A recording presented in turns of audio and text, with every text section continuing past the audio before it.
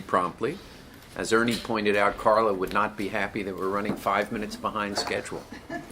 But I see a lot of new faces here. So, Mark, thank you for bringing some new faces to the National Committee.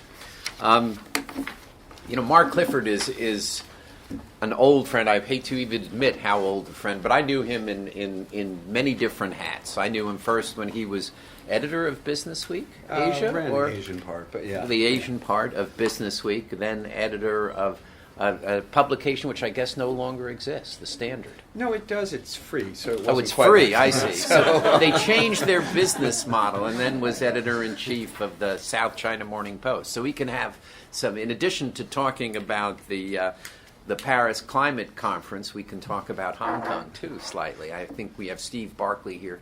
There he is. In the back, yeah. In the back, so we can talk somewhat about Hong Kong too. But I had the pleasure this weekend of reading Mark's reasonably new book, The Greening of Asia, which kind of talks about how the business community is playing a role in dealing with Asia's environmental crisis. And that he deals with all of Asia. It's not just a China book. He deals with China, he deals with Korea, he deals with the Philippines, deals with Indonesia, deals with India. And it's a great read. Obviously, he's a wonderful writer, and he tells a story that really needs to be told. But today we will touch on that, but I guess we'll focus on the climate conference. President Xi and President Obama were just together, and they have announced that on April 22nd, I think, right? Not sure about the date, but yeah. They will be signing the Paris Accords. For Pesach. That's just in time for Passover. But it's great, Mark, to have you here. And you'll speak for the normal 20, 25, 30 minutes, and then we'll open it up to discussion. But welcome to the new faces, and Mark, thanks for coming in from Hong Kong to do this for us. Well, great. Well, first of all, Steve, thanks for way too kind an introduction. I hope it's not over the top, and at the end of this, you will have been glad that you were here. But I'm delighted to be here. This is not the weather I was expecting. I'm staying with a friend. I had to borrow a winter coat, but it's probably climate change.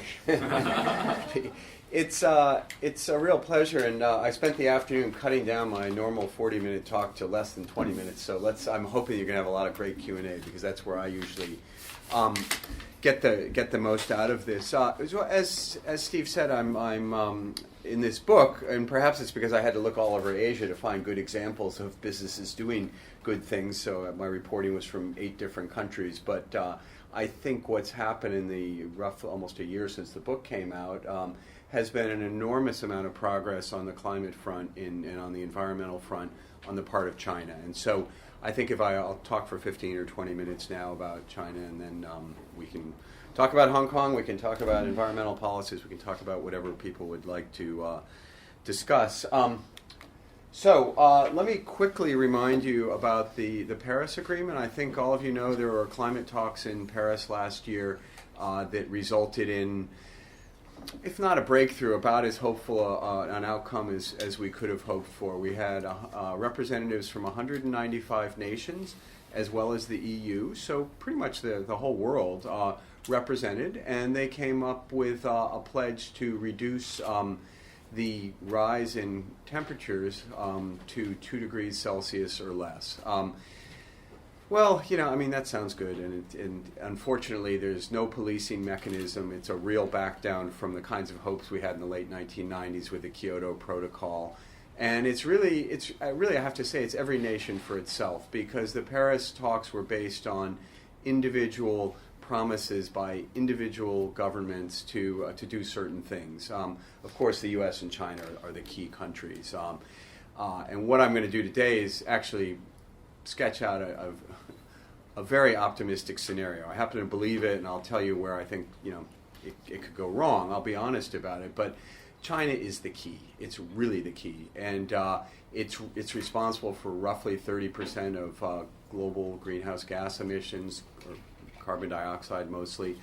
And if China gets it right, we have a chance of living within this 2-degree limit. If China doesn't, all bets are off. Because in fact, when you add up all the pledges from this supposedly successful conference, it comes out to an estimated increase of 2.7 degrees in global warming. So, I mean, this is supposed to be a success, and yet we're nowhere near really the 2 degrees. And in fact, scientists think we should limit it to 1.5 degrees.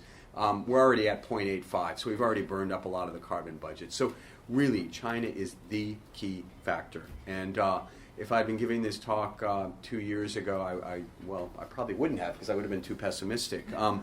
But I think that Paris is a start, but China is really the key. I'm not sure how well you can see this, but this red line here that's up on the top is China. You can see that, in 1990, China was emitting really exactly the same as Russia, a bit more than Japan and India, way less than the European Union is the blue, and the U.S. is the green. And these are gigatons per year. I mean, it's a lot of carbon. And you see roughly around the time China joined the WTO, so the early 2000s, its greenhouse gas emissions just accelerated. And so now China is roughly emitting as much as the U.S. and the EU put together. So, it's a lot. Now, I don't know how well you can see this, but this is Beijing on last March. Impressionistic. Late March, as it was, as it turns out. So it's impressionism. Yeah, so actually, if you probably can't see it in the back, but if you get closer, you do see there's some buildings there. Now, the previous slide really talked about the global impact of China and why it's important in terms of greenhouse gas emissions that we see China starting to bend that curve down. And if we have a hope, as I said, of limiting the increase in global warming to 2 degrees or so, then we've got to see China limit its greenhouse gas emissions. And this is a great chance for China to play an international role. And I think it's a great chance for Sino-U.S. relations. It's probably one of the only bright spots really right now in Sino-U.S. relations to work together on the environment. So I think it's a wonderful chance for China to take a global leadership role in the environment. But I think this is really the key to what's happening. This is why I'm a major reason I'm optimistic. I don't think that the party, the government, can indefinitely go on with dozens or even over 100 days on this order of magnitude in the capital city. And I mean, you all know the story, and it's just politically not supportable. And I think many of you are familiar with the kind of pushback that we saw from ordinary citizens. I think most of you will be familiar with Chai Ching's documentary that came out just over a year ago called Under the Dome. We've seen various figures, but most people say 200 million downloads in China in the 10 days or 2 weeks that documentary was available. We've actually, some of our research suggests 300 million people downloaded it, and it was, again, as I think most of you know, it's a Syrian documentary looking at the impact of air pollution on Chai Ching, a former CCTV anchor, on her young child, and then looking at the whole structure which allowed this sort of environmental damage to continue. Most Chinese don't know, but most scientists agree that about 1.6 million premature deaths occur every year in China as a result of outdoor air pollution. It's not only coal, it's not only energy related, but that, as you'll see later, that's the overwhelming culprit. So I think that we'd all agree the Chinese government has done a remarkable job of lifting 600 million or more people out of poverty, of economic development with a speed and a scale that the world has never seen. But that the strategy that until a couple of years ago they thought they could pursue, which was get dirty, get rich, get clean, that worked for us, worked for Japan, worked for a lot of people, that it's not going to work in China. Just the scale is too big. So this combination of global pressure to limit carbon emissions and the domestic pressure that too many days like this together means that the government really has to change, I think. So I'm going to talk a little bit about clean energy, but then I'm going to talk about coal, and then I'm going to talk a lot more about clean energy at the end. So this is from Bloomberg New Energy Finance, which I think does the best data on clean tech spending. Last year, China spent a little over $110 billion US on clean tech, broadly speaking. The U.S. and the EU together spent about 113 billion, maybe it was 117 billion. So basically, China spent as much as the U.S. and the EU put together. And the EU's spending actually peaked a few years ago. The U.S. is quite erratic. But you can see, look back to 2004, it was maybe $5 billion. Go from $5 billion to 112 billion in the space of a little more than a decade. And with this kind of consistent growth, there's a bit of a flattening in 2012, 2013. But pretty much it's year-on-year growth. And I think that, again, anybody who thinks China is like not serious about environmental policy just has to look at these numbers. And again, these are not Chinese numbers. These are Bloomberg New Energy Finance numbers. You can probably quibble with some of their definitions, but these are international standard numbers, and there's nobody that comes remotely close. A couple of years ago, the U.S. and China were sort of spending the same amount, but pretty much every year since I think 2008, China spent more than any other country. I mentioned this before, but as a reminder, it was, I guess, 15 or so months ago, November 2014, during President Obama's state visit to China, an agreement that surprised a lot of people. Maybe Steve knew about it ahead of time, but most of us didn't. The Sino-U.S. climate agreement was the first time that a Chinese leader promised to limit global emissions. At that time, President Xi promised that Chinese greenhouse gas emissions would peak around 2030, quote unquote, around 2030. That was seen as a huge breakthrough. I know quite a senior government official in Hong Kong who works on these issues, who was shortly before that, I'd been hearing from the Chinese that they were going to commit to 2030, and this official was really happy to hear that, because the thinking was China might, first of all, they might never commit, and when they did, we were looking at a peak of, perhaps well into the 2030s, in which case, there was a chance we were going to be quite fried as a planet. And so, again, I just want to underscore how quickly things have changed in the last 15 or so months. This 2030 promise was huge. In fact, as I'm going to talk about later, I think that China is going to peak substantially earlier than that. Also, some key takeaways from that agreement. President Xi promised that, reiterated an earlier commitment that China would cut its carbon dioxide emissions per unit of GDP by about 60 or 65%, using 2005 as a base. Another way of looking at that is China would be roughly 3 times as efficient, 3 times less energy intensity. And China is not a very energy efficient country. It uses about 3 times as much, coincidentally, about 3 times as much energy per unit of GDP compared to the U.S. It uses a lot of electricity. It uses a lot of coal. It's got a lot of heavy industry, so maybe that's not surprising. But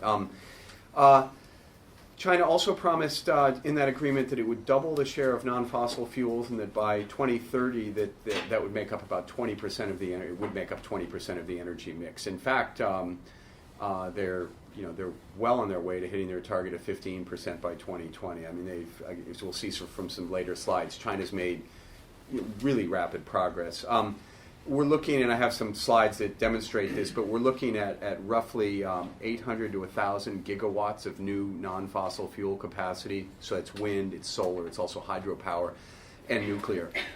When you think of, a gigawatt's this abstract number, but think of Indian Point Nuclear Power Plant. I think by memory it's got 2 units. Each of them are almost 1 gigawatt. So you think of 800 to 1,000 is like 800 to 1,000 nuclear reactors, so 400 or 500 units the size of the Indian Point complex. So, this is an enormous amount of power. It's more than any other country by a long shot has for its total electricity base, and this is just renewable power. This is just renewable power in the next 15 years. So I have some slides that I try to give us a bit of scale later on, because it's hard to get a sense of how big China's ambitions are. Let me go on. So I want to talk a bit more about why coal is such a problem, and then I'll talk about solar and wind and how they're gonna fill the gap. So roughly about 70% of China's electricity is generated from coal. It used to be 80% not too many years ago. The coal share is falling pretty quickly. About 2/3, 65% or so of China's total energy is generated from coal. China burns a little more than half of all the coal in the world. So, again, China's the big kid on the block, and if we can get China to burn less coal, then it has a global impact. So that's the global impact. Coal is responsible for, I think, about 90% of the sulfur dioxide emissions, about 70% of the nitrous oxide emissions, which are the particulates, the stuff that makes the air look so dirty in Beijing. So you've got the greenhouse gas side, and you've got the particulate and the environmental pollution side. And again, coal is the key. And if we can replace that coal, then China's a long way towards...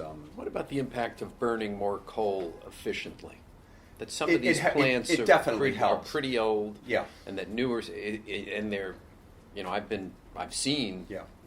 coal plants.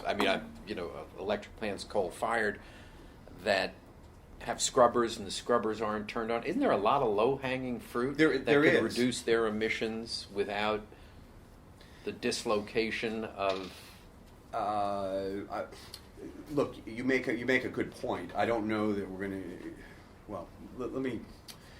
Do we know what that number is? Well, yeah, the old plants were burning roughly about 30% efficient. The new ones are, very rough terms, about 40% efficient. So huge difference in terms of how much electricity you get out. The scrubbers, of course, make them less efficient. As a sideline, I should say that China, in the space of, less than a decade, put on more scrubbers than everybody else in the rest of the world had done in history. And at first they didn't turn them on.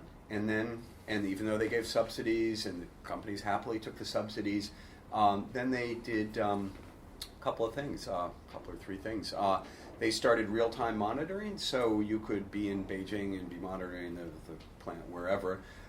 They started sending out environmental SWAT teams, not from the localities, but from somewhere else, like Beijing, without prior notice. And they started actually firing people. And it turns out that when somebody is faced with the loss of a job, that they decided it might be a good idea to actually do what they were supposed to do. And so those three things have meant that, and there's some great work that's been done on this for anybody who's interested, in very detailed work by a professor at Chinese U, actually a mainland guy, Xu Yan, and there's dramatic reduction for many of these plants because they're actually using the scrubbers now. But the scrubbers make them less efficient, though, unfortunately.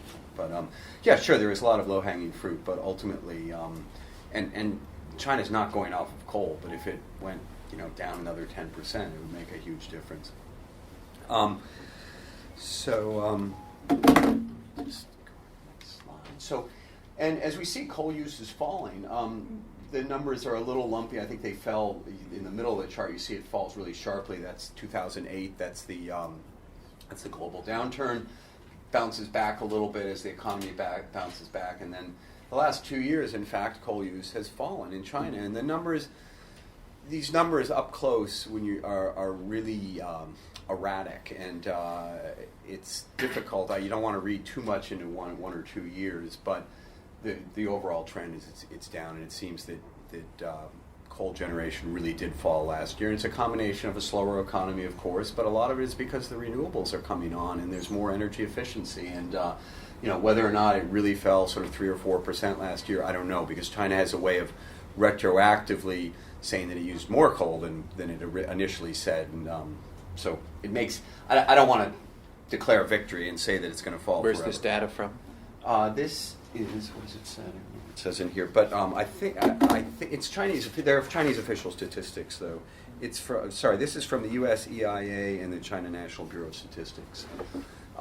It was the EIA last year that sort of re-scrubbed some of the Chinese data and found out that they'd been using 16% more coal than we thought the decade before. And so, it's hard to say how many tons they burned in a particular year, but I think we can see which way the trend is going. I mean, we're having double-digit increases for the first sort of 5 years of the last decade, and now we're having single-digit and probably single-digit declines.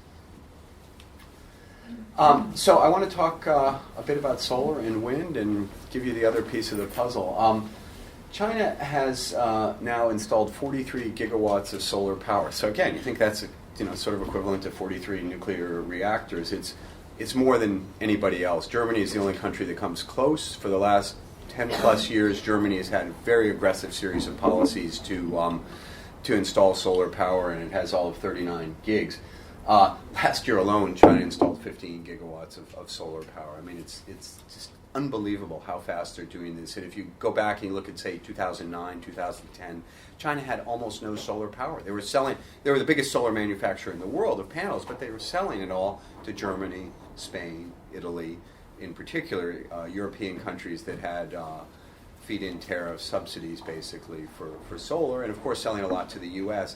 It was partly ironically, the trade disputes and the tariff and anti-dumping duties that were put on in July 2013 by the U.S. and over a period of years in Europe, which actually put a floor under solar prices and prompted the Chinese to start using this huge capacity they had at home. And so you've seen that Chinese solar go from almost nothing to the largest in the world in just a very short period of time. And again, I think you know that most of the top solar companies are Chinese. Many of them are New York listed. Some of them are delisting now. They're not always the most profitable companies in the world. We can talk about the whole corporate structure. I'm not sure these are great companies to invest in, but they've really changed the world because they've done what China does best in manufacturing. They've used their manufacturing excellence, their engineering know-how.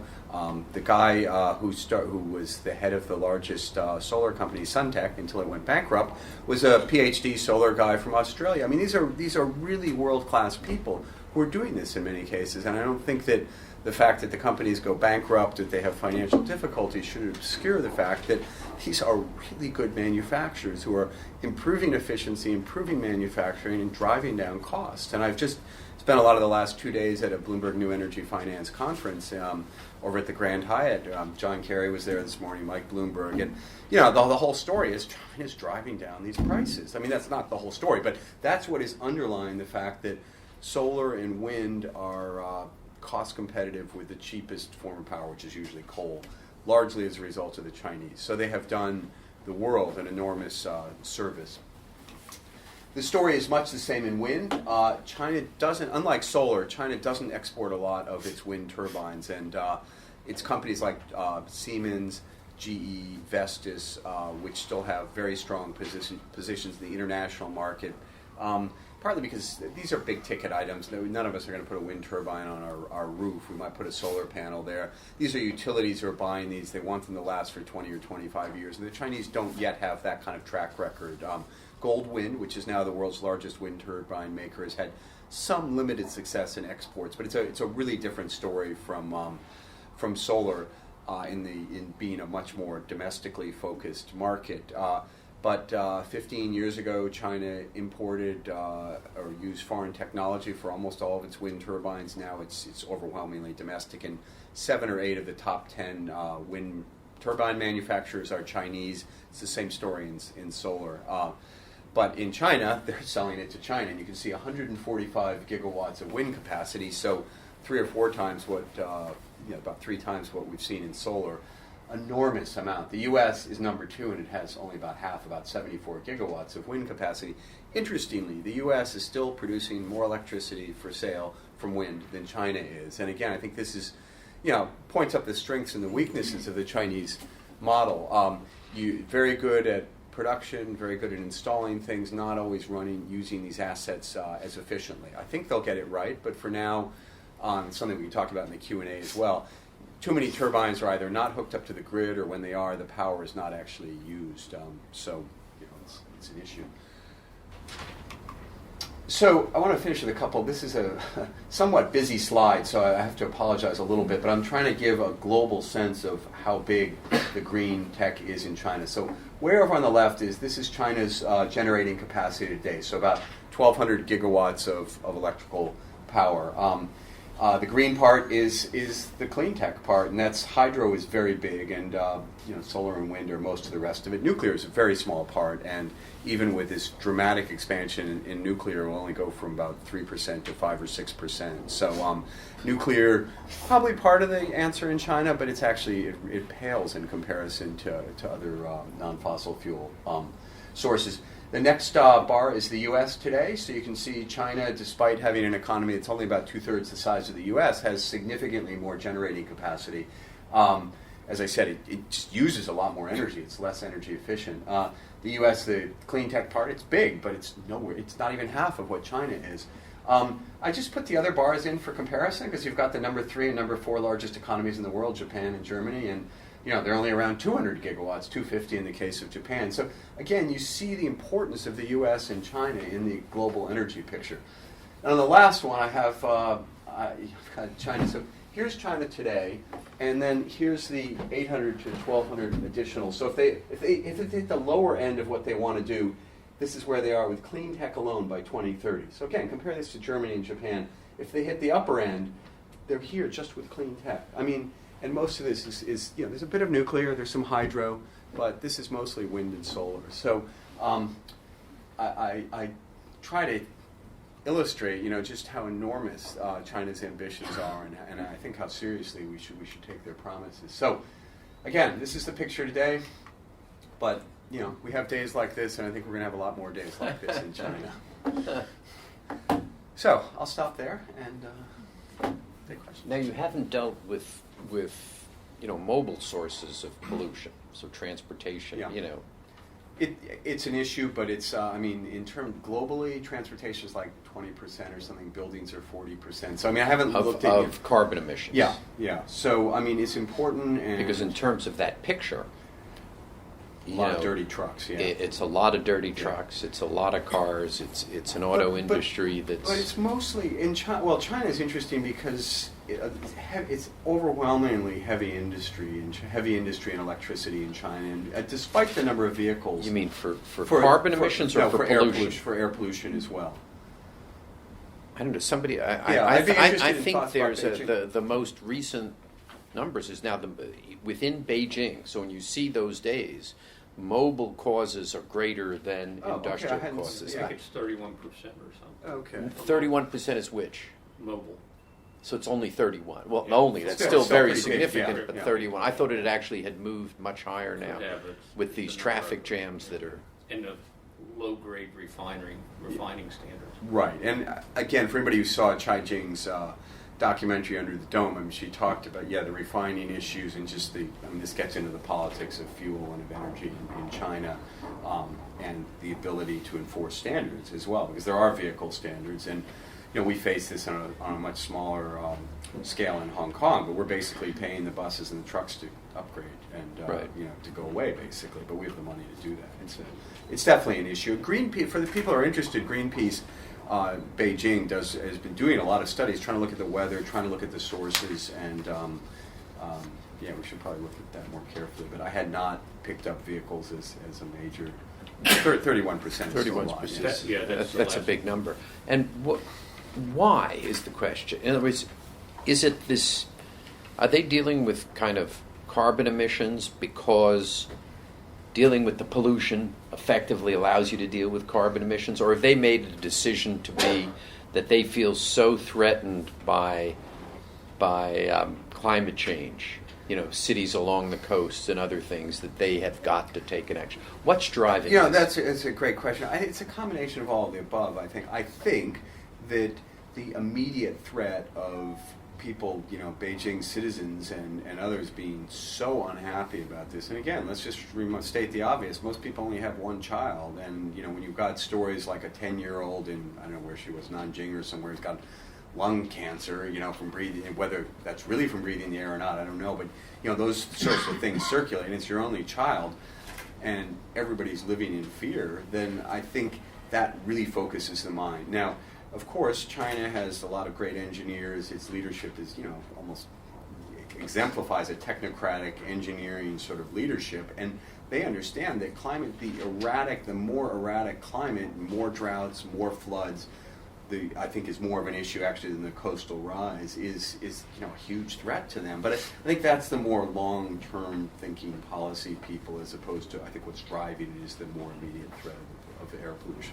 And why do you think no debate in China on the causes of climate change, as opposed to the United States, where it's a political issue? In China, basically, I'd say it's because accepted. Chinese believe in science more than Americans, apparently. No, I say that. It's very discouraging to me, I don't know. Am I wrong?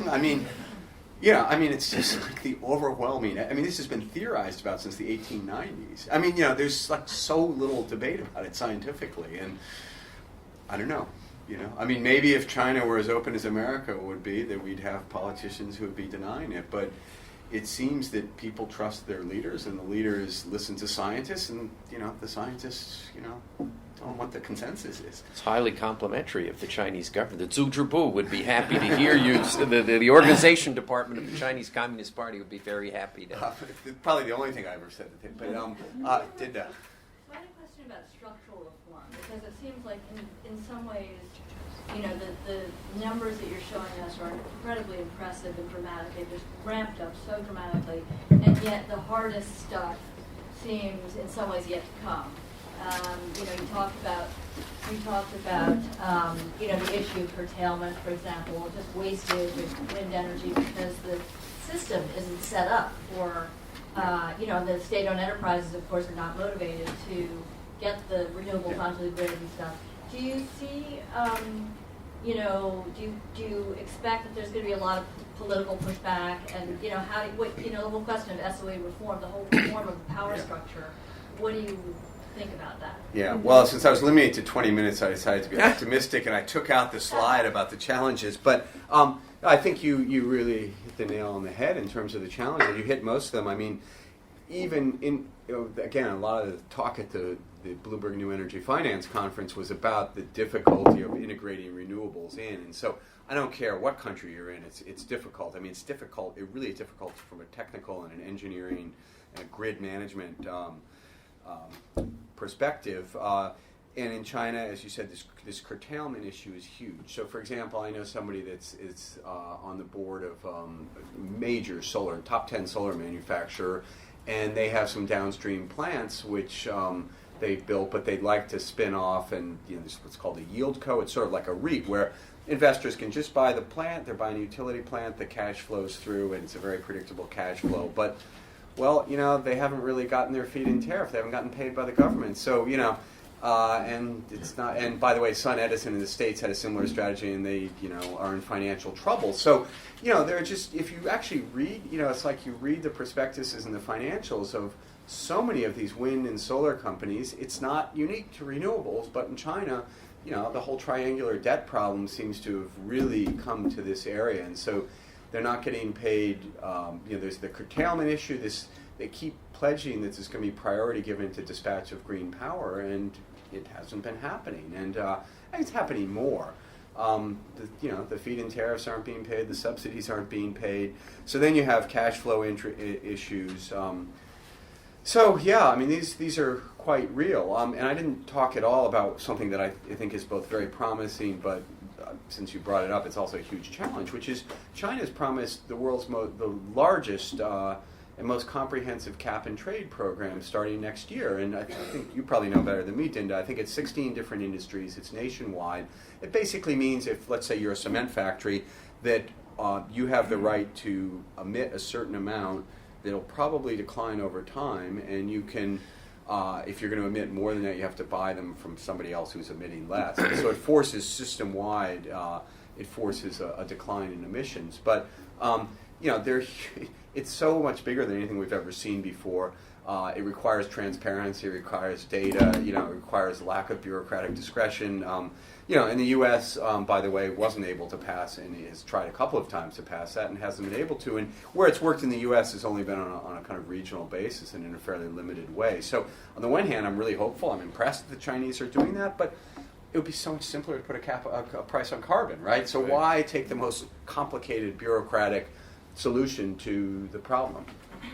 Any sense of whether they will put a price on carbon? There was about 6 years ago, there was discussions when you would go and meet with them. They would say, "Oh, we're thinking about just putting a price on carbon countrywide," and then that kind of fell away. I know. I just haven't been hearing that, Yeah. and I'm not up in Beijing every week or anything, but it seems that the focus in cap and trade is going to take so much energy, and it just seems like it'd be so much simpler. But for example, MIT Tsinghua came out with a really great study in October 2014, just before the U.S.-China climate agreement, and that's all their scenarios, and they were modeling the carbon price in there. So I mean, people are still talking about it. I just don't get the sense it's anywhere on the political agenda. But I don't know. Anybody? Yeah, sorry.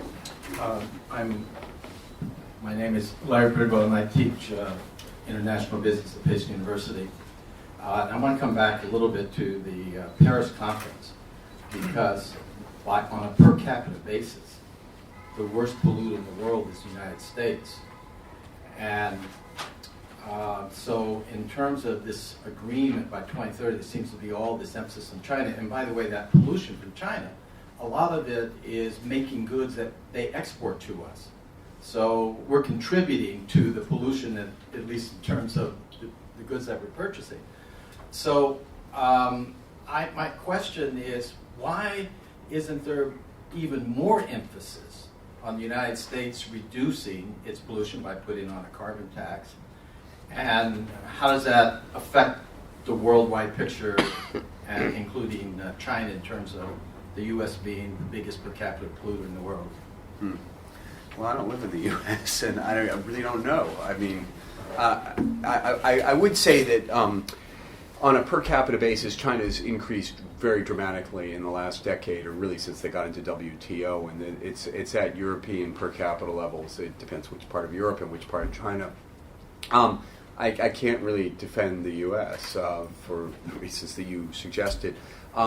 There have been some studies done, and I don't have the numbers off the top of my head, but it seems that less of the actual carbon emissions are as a result of exports, certainly are exports to the U.S., than we would have imagined. I mean, I think it's like single-digit percentage, or maybe around 10%, but I'm not, really don't have that number, but it was less than I thought it might have been. I mean, so much of the greenhouse gas emission in China is due to its heavy industry, to things like cement. I mean, again, they poured more than half the world's cement last year, and that wasn't for export to the U.S. That was for building roads and buildings and other things in China. Again, you can look at pretty much every industry: glass, steel, aluminum, and those industries were built for mostly for domestic consumption. As the economy slows, they're exporting more, but I think it's heavy industry and it's electricity that's really the problem in China.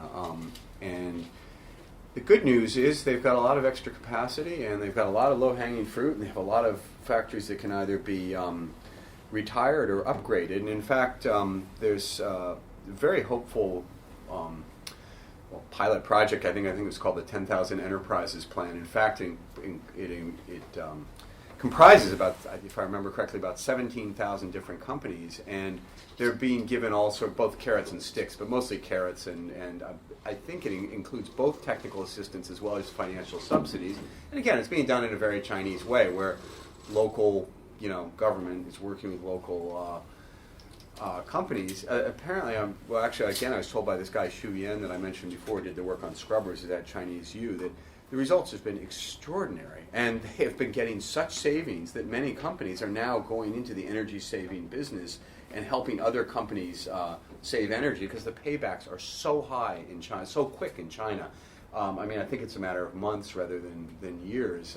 But even with the very low cost of energy, artificially low cost of energy and of electricity in China, there's so much low-hanging fruit that companies are getting really quick payback. So I don't know. That I think is the focus. The U.S., I don't know, other people would be much better placed than me to talk about the U.S. You have a question back there? I'm Bill Armbruster, retired journalist. So many of the civil disturbances in China over the past couple of decades, I believe,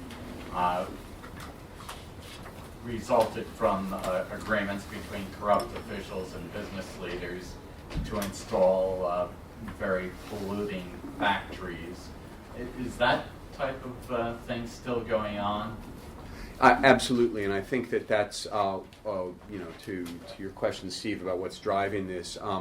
I think the kind of citizen, outrage, unhappiness, commotion that we see happen when there are things like toxic spills in water and other things is something that just, officials lose their jobs now, or at least temporarily, as a result of presiding over a situation where there's some kind of a protest against a factory. And I think people are much more aware of their their rights and of their, well, certainly of the ability to protest against the situation. So I think the nightmare is that this somehow is a spark that sets off a prairie fire, and that somehow it coalesces into something bigger than what it's been so far, which is tens of thousands or 100,000 sort of mass disturbances a year. As you say, many of them are related to property issues, and many are related to pollution and environmental issues, and often, the two of them together. So, how much, I leave it to others who know much more about the internal politics to know how much of Xi Jinping's anti-corruption drive and desire to sort of clean things up is directly related to that, or if that's just sort of, an ancillary benefit. It's hard for me to speculate, but this is definitely a real concern. How much of a commitment was the Paris Agreement in a lot of ways? Because to kind of commit to say, well, 2020 will have peaked, there's now evidence that they have peaked already. I'm sorry, I said I'd get to 2015 may have been the time of peak, or 2014 was the time of peak emissions. So to kind of commit 15 years from now, well, we're gonna have done it anyhow. So if I were Donald Trump, I'd be saying, you see, you made a deal that was no real deal. That we kind of committed to stuff, but there was nothing that the Chinese did. Yeah. Well, I think interesting point. I think Todd Stern, the former U.S. climate negotiator with China, has made that point. 2030 seemed like a huge deal, and that's why I was trying to give some sense of how much things have changed in the last 16 months. When they announced that, it was like, wow, because it looked like things were going up, and as it turns out, coal use apparently, we'll see, fell in 2014, fell in 2015. I think that we haven't necessarily seen the peak of coal use, but that doesn't also translate into peak emissions, and it takes, I'm not a scientist, but apparently coal use will probably peak about 5 years before total emissions peak. And I'm sorry, I'd taken this slide out as well too, that it looks to some people like Nick Stern, who did the Stern report, a very famous report about a decade ago on climate change, that China can peak by 2025. Zhang Kejun, who was probably the top guy in China who's modeling this. And by the way, from what I hear, his model is, fantastic and world-class, very granular. It's not one of these top-down theoretical things. It's really looking at what almost individual factories are doing. He's talking about it peaking by 2025, which means probably early 2020. Coal use or emissions? No, total emissions. So, again, to your point, I think what Todd Stern was saying is like, hey, yeah, they set themselves way too easy a target. And we do know that Chinese have a way of they might be stretch targets, but they pick targets that they can meet. And it just may be that they were much closer to a flex point than we knew, but that even they knew. And that if things like this 10,000 Enterprises program, which is still sort of experimental, is getting the kind of benefits that it was Xu Yan who told me about the success that he's hearing. He's gone out and interviewed individual companies. If it's getting that kind of success and we can replicate and scale that, then it may happen a lot earlier. And that's got to be good news. It's got to be good news for everybody. I don't know why Donald Trump or anybody else would be unhappy about that. But except you didn't negotiate a tougher deal. That's his point. That you basically, things that were going to happen anyhow, you then announced as a major commitment. I think that's the, it's still a major commitment, and I think China's. Then you could say, well, China. But without the commitment kicking in, if this were, what we're hearing is that, certain folks are asserting that emissions peaked last year. Coal. I don't think people are saying total emissions peaked, though. Globally, the IEA said that total emissions peaked. Well, the last 2 years they've been flat, and that's the only time, absent an economic downturn, a recession, or worse, that's happened since they started keeping records in the 1970s. But correct me if I'm wrong. I didn't know anybody who's really declaring victory on total. No, they're not. Emissions. In fact, they're saying it's likely that this is based upon a rapid slowing of the heavy industry side of the Chinese economy. That it is currently contracting, and that's why you've had this. I don't know, Ernie. Is it emissions or coal that's peaked in that? Coal emission.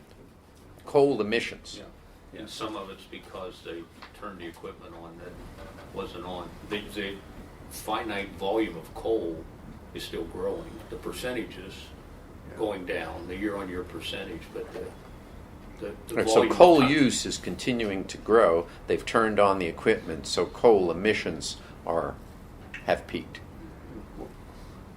Is that Yeah. That, Maybe we can get back to that. There's a question in the back.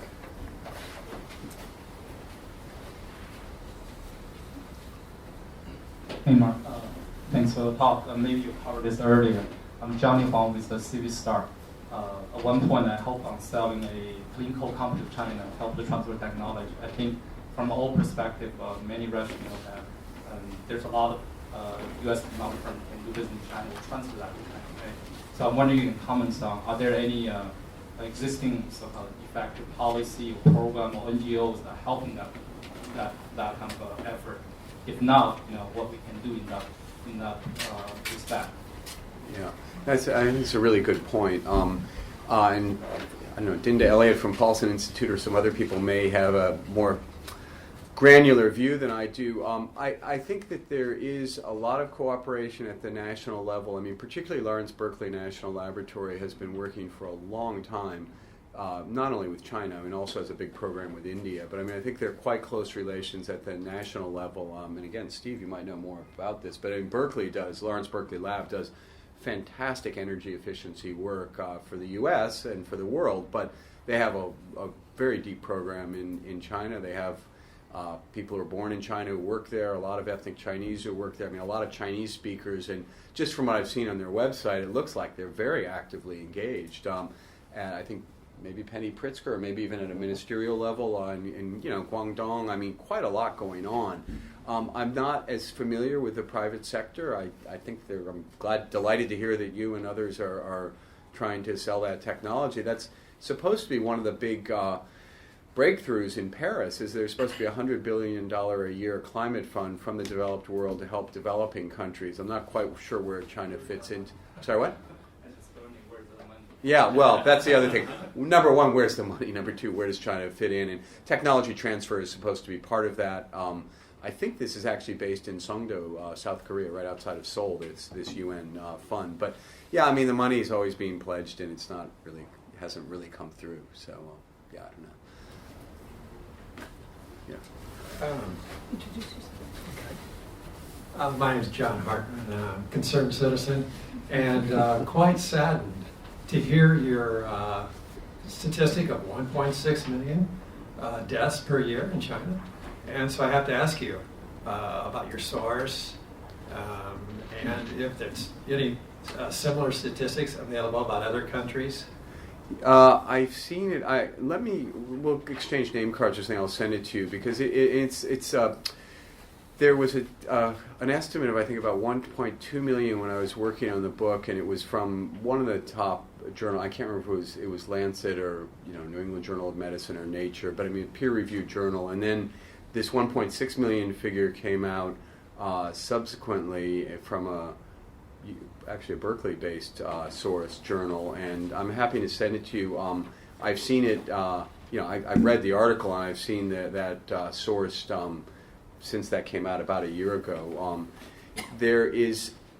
I don't know if there's directly comparable data. I mean, WHO puts out data, and it's obviously an estimate. It's looking at premature mortality, but I think in as an order of magnitude, it's a pretty accepted figure. So, is it 1 million? Is it 2 million? Is it 1.61 million? I don't know, but I mean, when you look at it over a decade, you're talking 16 million, 10 million. I mean, you're talking a lot of people. And that's separate from the 1 million a year that die from smoking, that die prematurely. Yeah, from this smoking. is outdoor air pollution specifically. So it could include. Because I've seen that 1 million figure Yeah. from smoking, which seems low. But Yeah. So it could include. I mean, to your point, it could include. It could include vehicles. It could include coal-fired power plants. It could include cement plants. I mean, it's not specifically coal, but coal is again, as I keep saying, coal is the big piece of the puzzle. But we can exchange. I'll send you the source. Chris.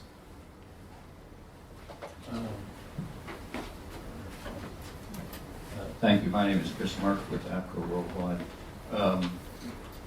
Just a comment on the commercial side. There's a lot of activity, including the U.S.-China clean energy partnership, which has existed for many years in Beijing, and it's been very active across a range of policy issues. And on the commercialization of new technology and required policy changes, China Green Tech Initiative has covered much of the same ground. It's now part of Paulson. Right. There are a lot of people looking for the opportunities commercially. Most of that work shows that the lowest hanging fruit is retrofitting buildings. You get the fastest payoff from doing that. But anyway, I wanted to ask you a question about renewables, because if you increase substantially the share of renewables in the energy picture, it raises questions about storage and transmission and the quality of the network, and where you're going to get your base load from. Because the sun doesn't shine all the time, wind doesn't blow all the time, so there's got to be a base load coming from something in an environment where total electricity consumption is going to go up, even though industrial consumption will decline. So what's your view of what the Chinese are thinking about those issues currently? Yeah, I mean, first of all, great comment and a really good question. Just to follow up a little on the building side, buildings account for about 30 to 40%, well, globally, people usually say 40%, China might be a little less, of total electricity use. And you get, as you say, you get by far the biggest bang for the buck. It's cheaper to build a greener building than to build a coal-fired power plant and the wires that go to it. But for a lot of reasons, countries have been very slow to take this opportunity. It's almost like they're leaving money on the ground. And China has actually, it's talked about, has an amazing figure. I didn't understand that it's cheaper to build. If you spend a little bit more money when you're building your building, a little better glass, a little better insulation, and you obviate the need to build an additional coal-fired power plant. I see. So it's the cheaper. energy that you save is, in the yeah, building yeah. would alleviate. Okay. Yeah, it's called negawatts, basically. Okay. You know, you've got a beautiful place with nice windows and nice light, and you're comfortable, right? But you're not using as much energy. And China has actually really aggressive targets for new green builds. So I think, let's see if I can find this. I find this really hard to believe, but the current 5-year plans targets 50% of new building by 2020 should be so-called green buildings. But that's easy. You just change the building code. What you really need to do is retrofit. Is you need to what? You need to retrofit existing buildings. And if you go to any co-op or condo board in Manhattan or New York City, I guarantee you they're thinking about those issues Yeah. and calculating the return on that kind of investment. Right. And I think that's held back in China because of the ownership structure, but eventually that will happen. Yeah, I mean, 10 years ago, people were not, 10 or 15 years ago, people were not thinking about that in New York, and I think it's an example of the, strong policy along with NGOs and people's self-interest, and it made sense from a financial standpoint. I'm not so sure that just changing the building codes will solve things, because first of all, people don't always adhere to building codes in China, and second, building things is one part, but actually running them efficiently and in a comfortable way that the users are going to enjoy the buildings is something that China has unfortunately really lagged behind on. And so, I mean, if they got to 50% of new builds being whatever green means, there's a lot of different ways, a lot of different shades of green by 2020, I think it would be huge, especially given the pace of construction in China and the fact that buildings, if they're built and run well, they last 30 to 50 years. In China, they've been lasting 15 or 20, which is both good and bad. It means that they'll renew the building stock more quickly. The base load issue, I think there's a lot of work being done on this. Germany is an interesting example because they have so much renewable now, and so you end up, the classic solution is gas-fired power plants. You can turn on and off very quickly, which you can't do with coal.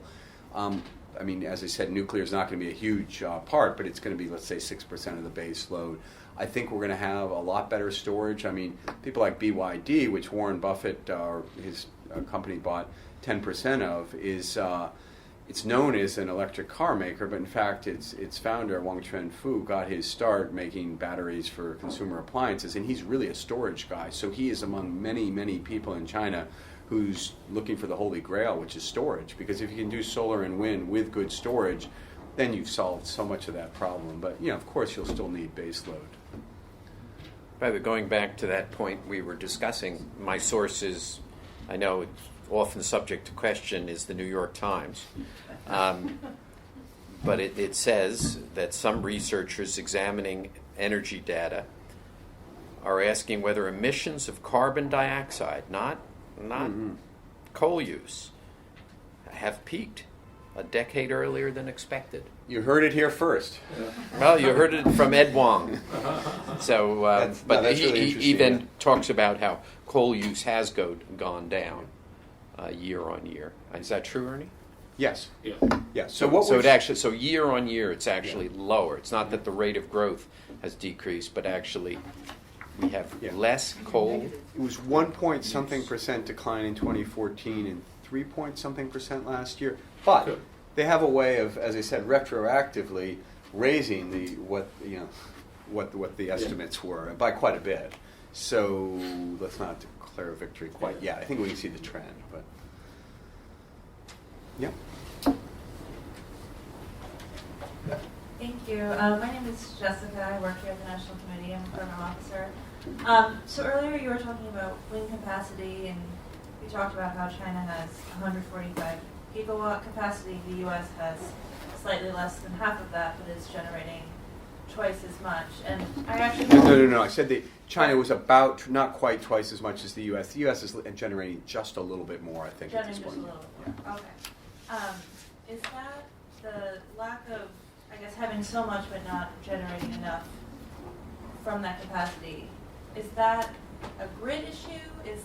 I'm guessing, because I read an article earlier today.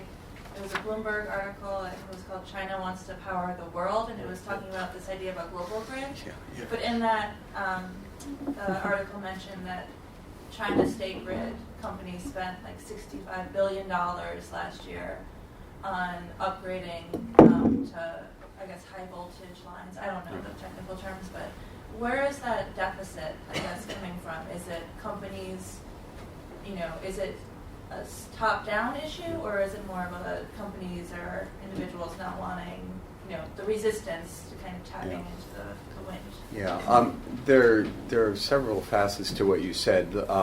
Let's get back to this grid issue later, but China, some of it is just the wind. Like some years the wind blows more and some years the wind blows less. Sometimes the turbines are sited in better places, sometimes they're sited in worse places. It's not like you just put it up anywhere and it works. And so my memory, without having looked at this really recently, is that there were some bad, I think last year, maybe the year before, were sort of bad wind years in a number of places. So that's one issue. But the main issue is that the turbines it's easier to put up a turbine than to build out the grid, and the grid has lagged behind the turbine build out, and then they are catching up, and I mean they are spending tens of billions of dollars a year to upgrade their grid, to build big cross east-west grids, ultra high voltage, and yeah, it's on the order of 65 billion. I haven't seen that Bloomberg piece, but that sounds like it's in the order. I mean they're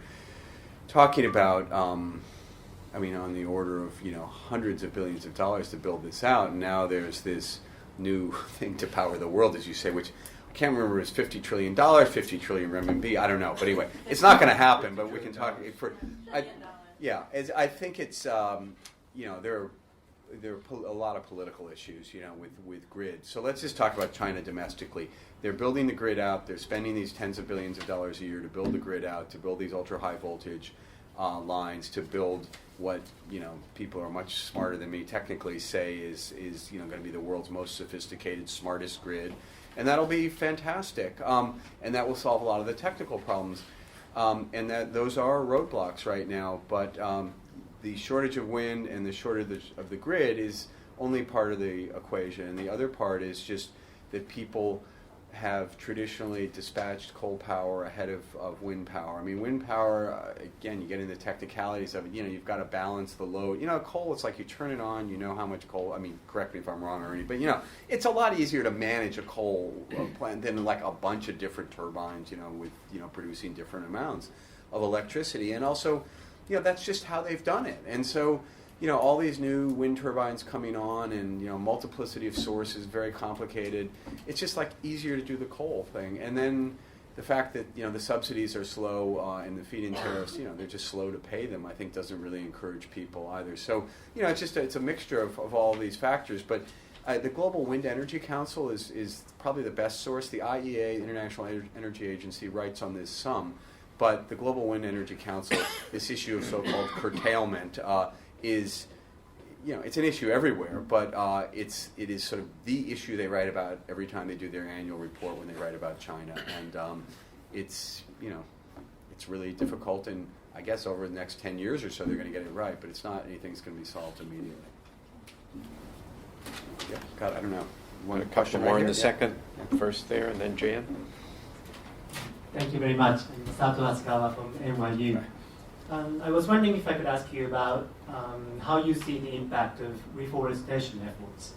And I was wondering, particularly interested in the importance that the Chinese government is attaching to reforestation efforts.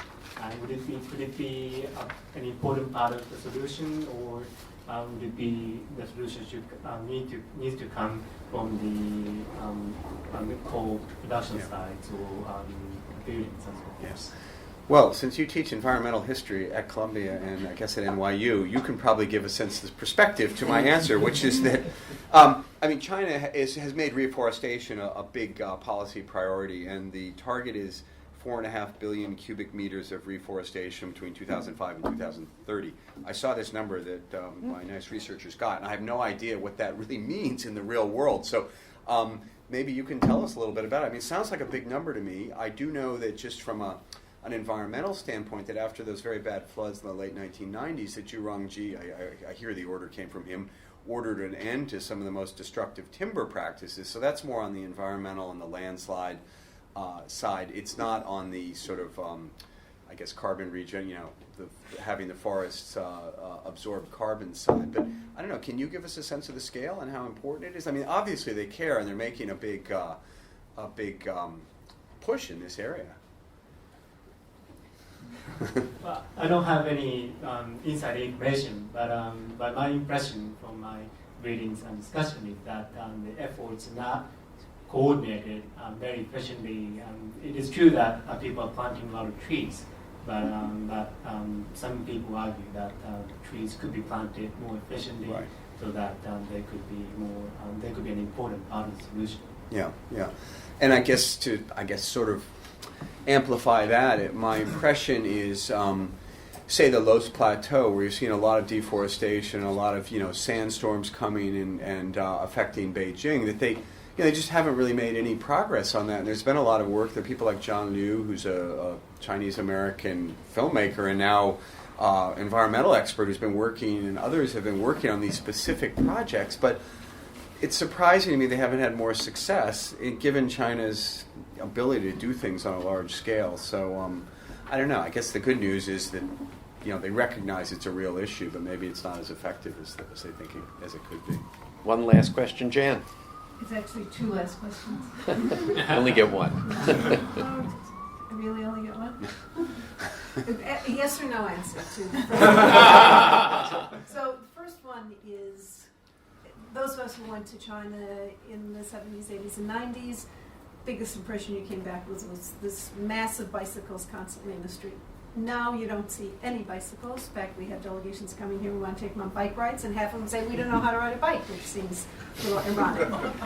One could argue that, I don't know how much of the air pollution comes from vehicle transmissions, but certainly not only have vehicle transitions, but also crowding and decreased efficiency because you can't get any place.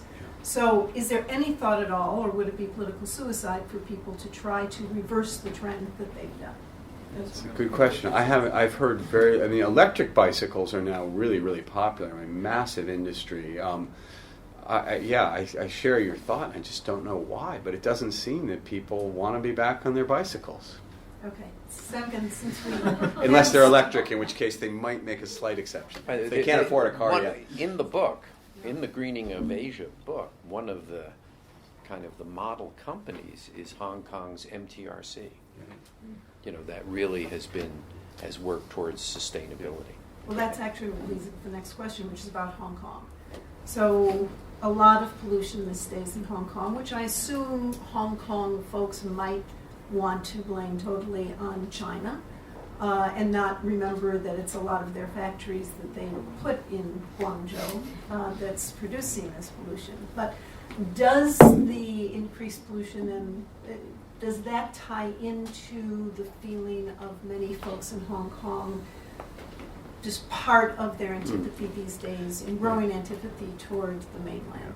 As someone who lives there, do you Yeah, get no, it's that a really sense? interesting question. You should get Steve Barclay from Hong Kong Economic and Trade Office to answer after me. But it actually seems from the studies we've done, or I've read, that the worst roadside pollution in Hong Kong is from the buses and the trucks. And again, Steve may be able to amplify this, but there's a very aggressive cleanup program where basically the government is going to heavily subsidize the bus and the truck companies to really clean up their act. And that's going to deal with a lot of the roadside pollution.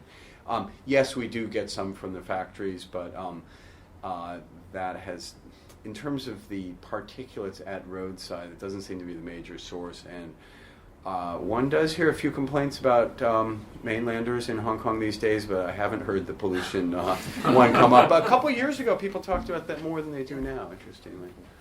Yeah. Steve, anything to add on that? Very little, really. I think that Mark's right. I mean, I've not heard any regular sort of criticism of China and Chinese people in relation to pollution coming from China. I mean, we've known for decades that lots of it has been coming either through the air or down the Pearl River. But as Mark said, many of those factories, probably most of those factories, were Hong Kong owned. We've merely exported the pollution.